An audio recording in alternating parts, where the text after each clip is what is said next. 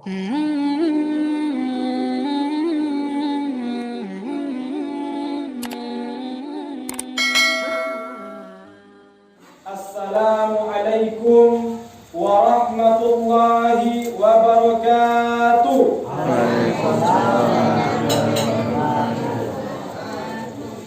Alhamdulillah, alhamdulillahillazi ja'alana fil ardi khalifah. Fa'alaina an na'mura bil ma'rufa wa yanhana 'anil ma'siyah. Ashhadu an la ilaha illallah wahdahu la syarika lah wa ashhadu anna Muhammadan abduhu wa rasuluhu la nabiyya ba'da amma ba'du. Rabbi shrah li sadri wa yassir li amri wahlul 'uqdatam min lisani yafqahu qawli. Yang sama-sama kita hormati Bapak Pengurus Masjid At-Taqwa Desa Lubuk Ramo, yang sama-sama kita hormati Bapak Imam Sholat Tarawih, yang sama-sama kita hormati Bapak Kepala Dusun, yang sama-sama kita hormati kaum muslimin muslimat sidang jamaah sholat tarawih yang dirahmati oleh Allah Subhanahu wa ta'ala. Alhamdulillahirabbil alamin. Bersyukur kita kepada Allah Subhanahu wa ta'ala, karena Allah ialah zat yang memberikan kita nikmat yang tak terukur, tetapi kita yang tak pandai bersyukur. Zat yang memberikan kita nikmat yang tak terbatas, tetapi kita yang tak pernah merasakan puas.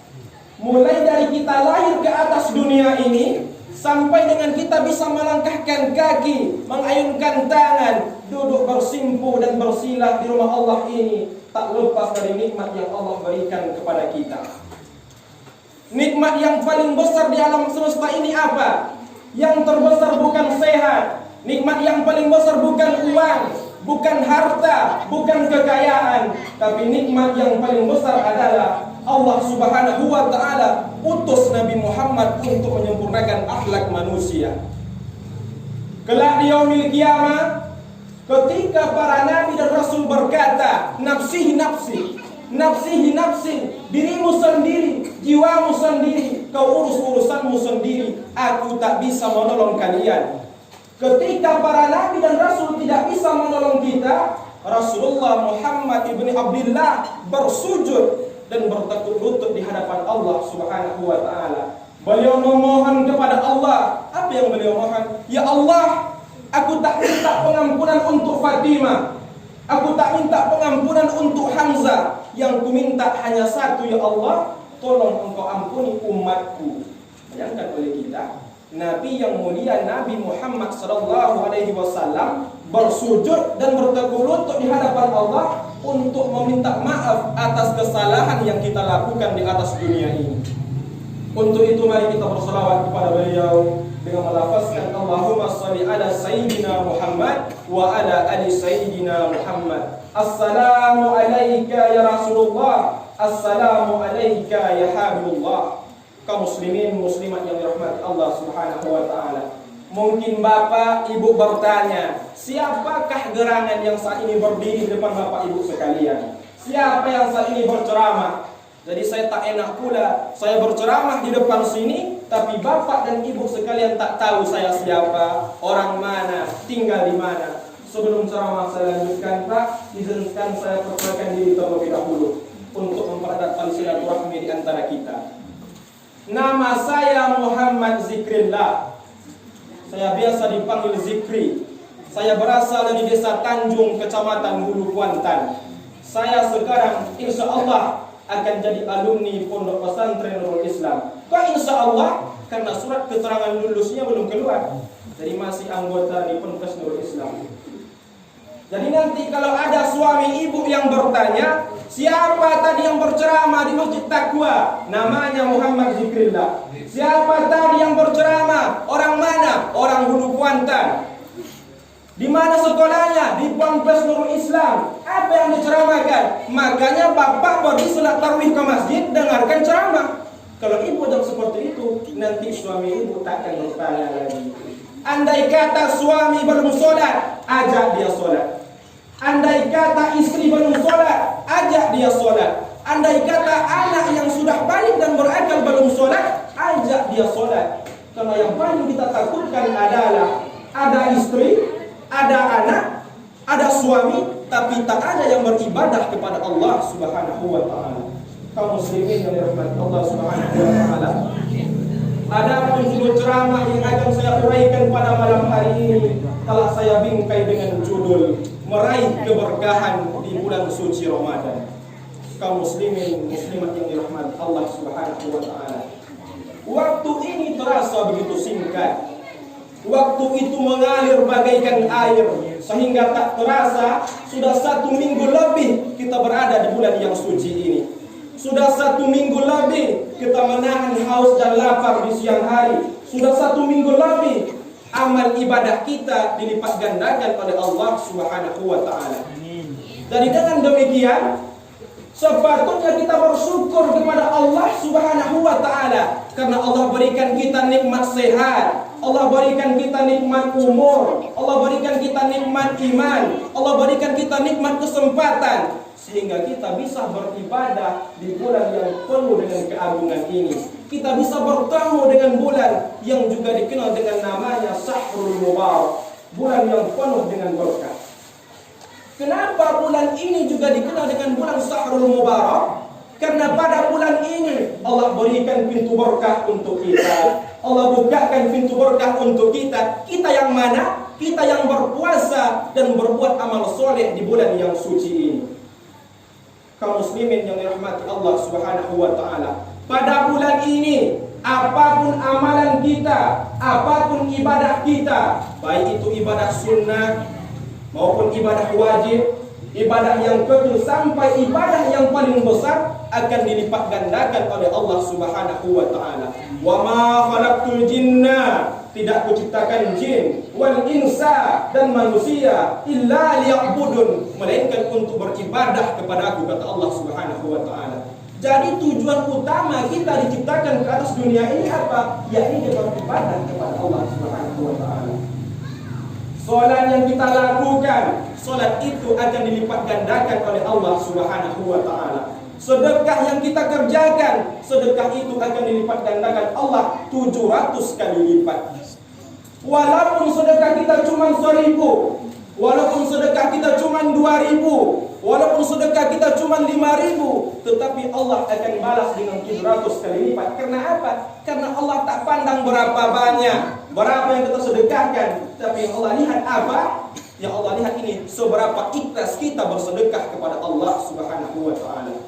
Kaum muslimin muslimat yang dirahmati Allah Subhanahu wa ta'ala, pada bulan yang suci ini, Bu, ada 2 amalan yang pahalanya sangat dahsyat, yang pahalanya luar biasa, tetapi hanya kita temukan di bulan Ramadan. Apa itu pahalanya? Apa itu ibadahnya, Pak Ustaz? Yang pertama, yakninya salat tarawih, yang alhamdulillah telah selesai kita laksanakan.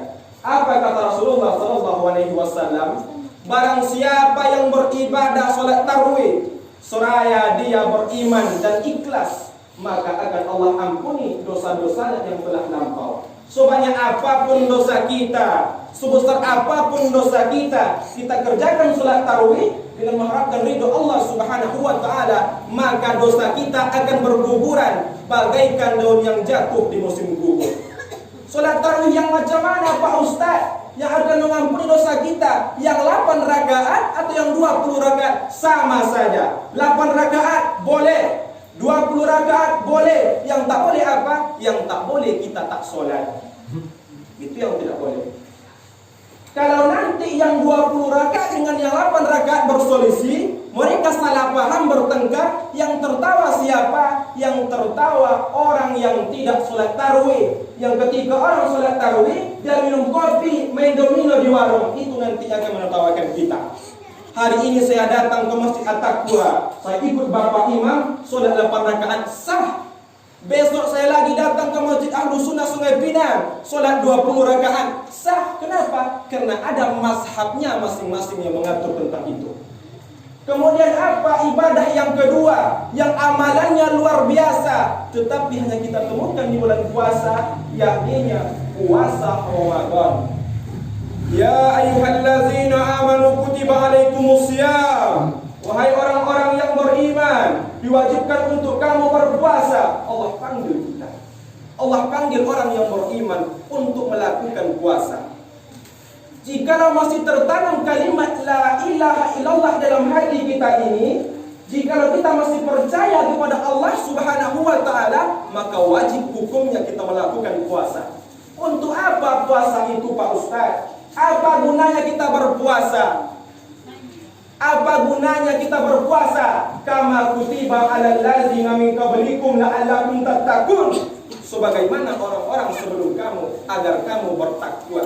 Allah jadikan puasa, Allah datangkan Ramadan untuk kita, agar kita ini menjadi orang yang bertakwa kepada Allah Subhanahu wa taala.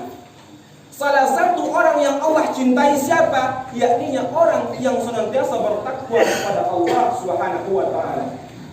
Lalu bagaimana dengan orang yang tidak mau puasa, Pak Ustaz?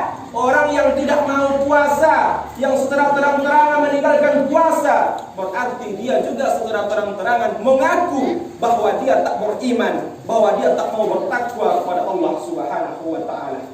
Kenapa tak mau puasa? Tanyakan pada diri kita. Apa alasan yang menghambat kita untuk berpuasa? Oh, saya tak bisa. Saya bekerja keras dari pagi hingga petang. Saya bekerja mencari emas, saya bekerja membalak kayu di hutan, saya bekerja memanen sawit. Tak mungkin kami takkan makan, takkan mungkin kami takkan minum di siang hari. Jangan kita jadikan dunia sebagai alasan untuk jauh kepada Allah Subhanahu wa taala. Dunia ini tempatnya tipu daya setan, Bu. Ini tempat tipu daya setan. Kita sangka air yang dapat menghilangkan haus. Semakin kita minum, semakin kita haus. Semakin kita teguk, semakin kita kering. Semakin kita telan, semakin kita hampa. Kita sangka air, ternyata racun yang membuat diri kita semakin sengsara. Itulah dunia ini.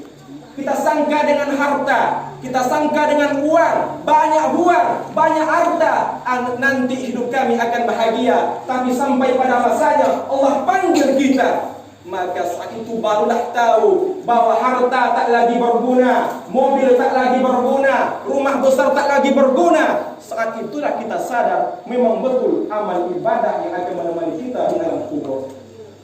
Kaum muslimin yang dirahmati Allah Subhanahu wa taala, yang tidak mau puasa silahkan, isma sitta, hiduplah sesuka hatimu. Isma sitta, buatlah apa yang ingin kau perbuat. Fa innaka mayyit, tapi ingat engkau akan jadi mayat. Kita akan mati, kita akan jadi bangkai, kita akan membusuk dimakan cacing tanah. Yang hijau akan menguning, yang menguning akan layu, yang layu akan mati, dan yang mati akan jadi debu, yang jadi debu akan hilang ditiup angin. Kita ini takkan berbekas di atas dunia ini. Lantas apa yang ingin kita sombongkan? Sombong karena harta, sombong karena pangkat. Bu, tahu Ibu Korun? Korun hartanya banyak, tetapi dia kikir, tetapi dia tamak, tetapi dia sombong. Maka Allah tenggelamkan dia bersama hartanya ke dalam tanah. Tahu Ibu Fir'aun?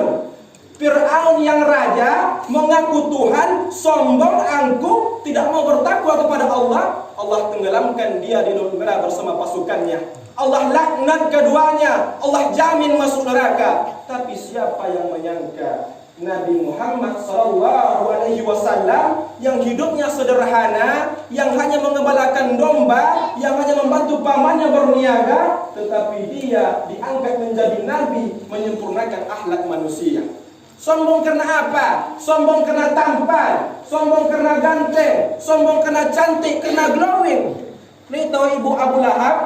Abu Lahab paman Nabi yang tampan, tetapi dia tak mengiyakan kata Rasulullah. Abu Jahal juga tampan, tetapi keduanya dilaknat oleh Allah Subhanahu wa taala.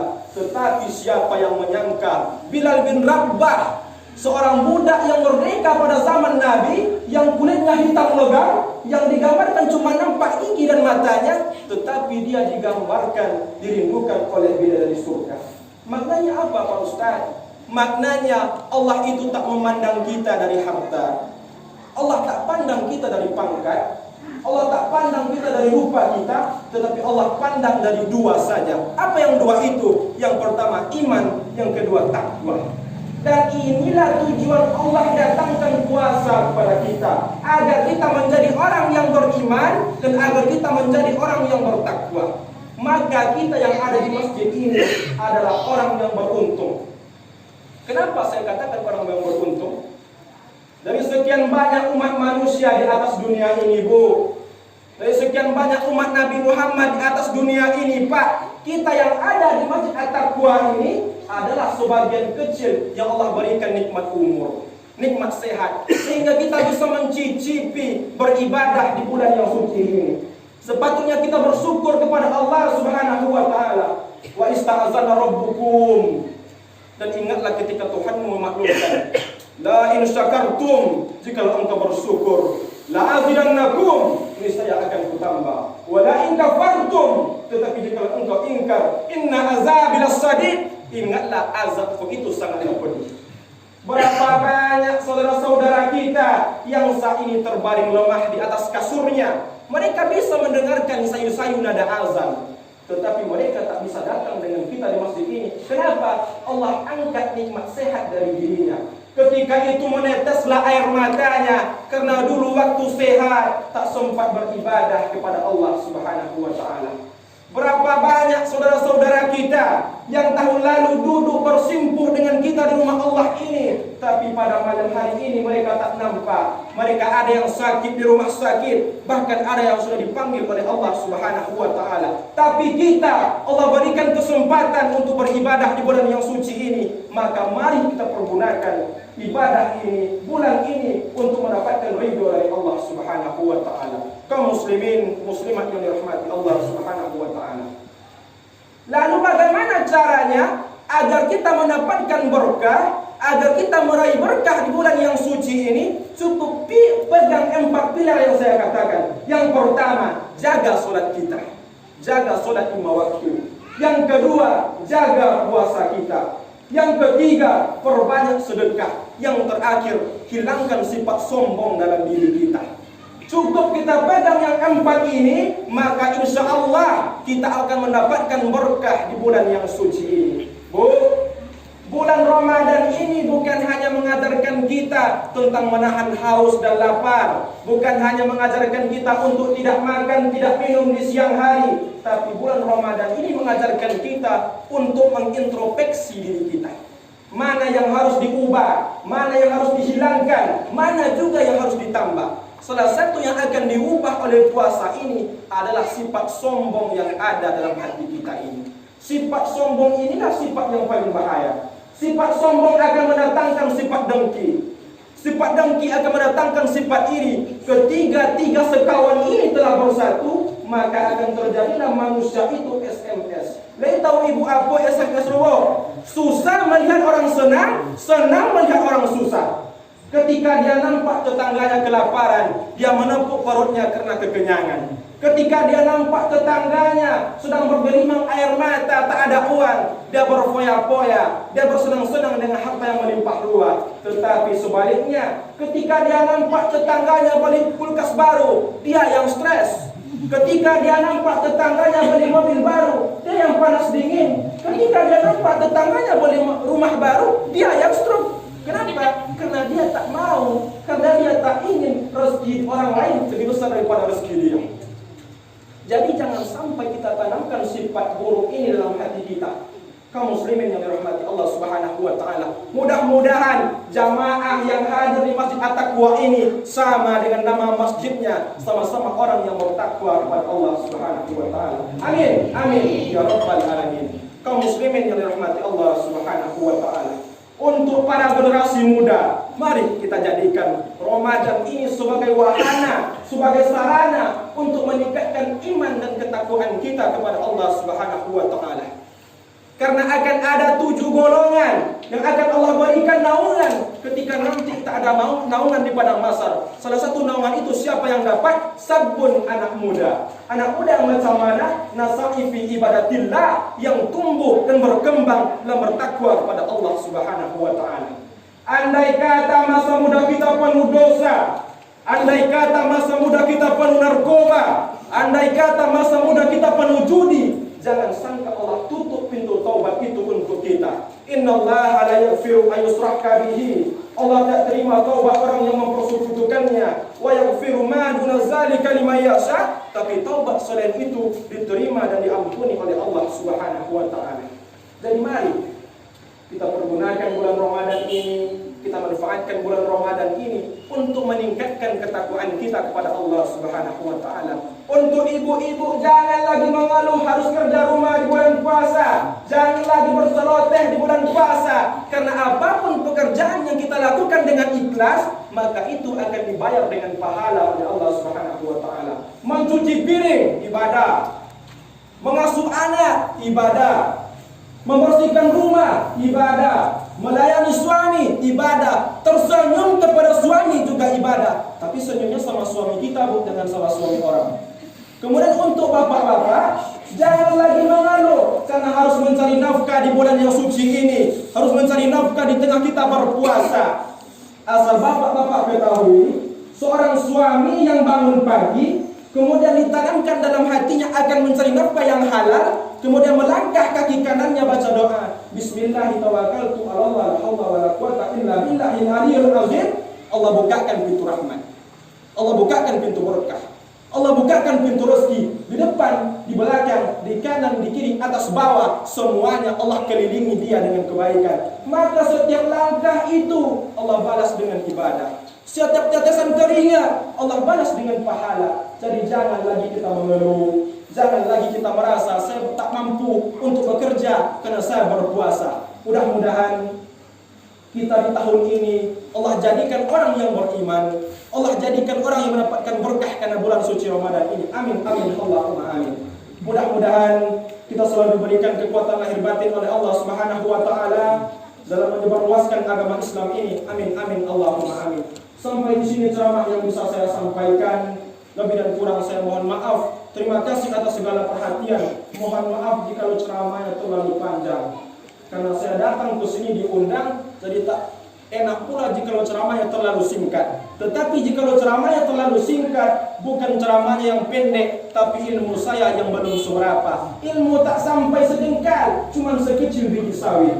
Tetapi saya ingat sabda Rasulullah SAW, balighu anni walau ayat, sampaikanlah walaupun itu hanya sepotong ayat. Mudah-mudahan apa yang saya sampaikan ini bisa bermanfaat bagi kita bersama. Amin, amin, Allahumma amin. Unzur maqala wala tanzur maqala. Jangan lihat siapa yang menyampaikan, tapi lihat apa yang disampaikan. Wabillahi taufiq wal hidayah. Wassalamualaikum warahmatullahi wabarakatuh.